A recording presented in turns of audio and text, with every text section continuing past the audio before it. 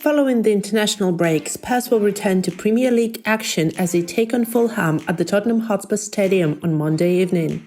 We have gathered the key news for you ahead of match against Fulham, with the main focus being on the injury situation. Spurs currently have 6 injury doubts, including Mana Solomon, Brennan Johnson and Rodrigo Bentancur. In addition, Tottenham fans are sweating over the fitness of Son and Christian Romero. The Spurs skipper was visibly in pain while playing for South Korea on Tuesday, and the defender was withdrawn at half-time of Argentina's win over Peru hours later. Thon has confirmed he playing through the pain for South Korea as he did not want to disappoint fans back home. He was limping at half-time but went on to score in the second half before seeing out the full 90 minutes of a 6-0 win over Vietnam. When asked about his injury after South Korea's win, Son said, "I was worried about whether to play in today's game, but I couldn't accept coming to Korea and not playing in front of the fans." Christian Romero was subbed right after half-time in Argentina's qualifier against Peru, similarly going through some discomfort. Romero is confident of being able to play against Fulham. Son is also not considered a doubt for the match, although both will be assessed after picking up minor knocks. Sarr, who was pictured with an ice pack on his foot after featuring for Senegal during the international break, resumed training at Spurs on Wednesday. Spurs are hopeful that Brennan Johnson will feature, whilst Brian Hill and Giovanni Lo Celso are eyeing their first minutes of the league season. Despite the team leaders avoiding significant injuries, Tottenham is increasingly realizing the fragility of the situation. One injury could lead to significant problems for the team.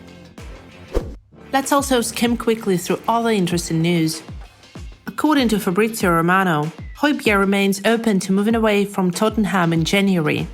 However, it will of course require the green light from Spurs.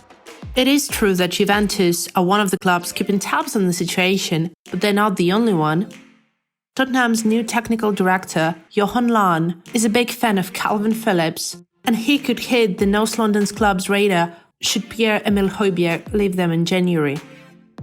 Tottenham could end up paying an extra €10 million for Mickey van der Ven this season, if they qualify for the Champions League.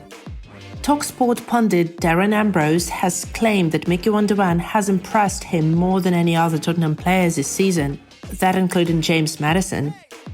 Romero seems a different player because he's got a partner next to him on a level with him now, he trusts him, and they've got that partnership built up. Mickey van der Ven admits he chose to join Tottenham Hotspur over both Liverpool and Bayern because of good talks with Spurs. "It is really important for me what the manager says. If I would play a lot, what at my age is very important, I had the best feeling with Spurs." Meanwhile, Vicario admitted that Hugo Lloris has helped him a lot in settling in with Tottenham Hotspur. "I have to respect Hugo. He helps me a lot during the training. It's good for me because it's my first year abroad." Tottenham Hotspur could potentially revisit moves to Conor Gallagher and Lloyd Carey in January. Whereas a transfer for Gallagher may be incredibly hard to pull off, a deal for Kelly may prove to be a bit more straightforward. Destiny Udogie has been handed his first ever start for Italy against England. He also really showed his ability to drive forward with the ball at times. A bright star in international play for our left back. Do not forget that a total of 9 players left Tottenham this summer, but not all of them made permanent moves and will be back at the end of the season. You can see how they're doing at their clubs by clicking on the video you see on the screen. Stay tuned.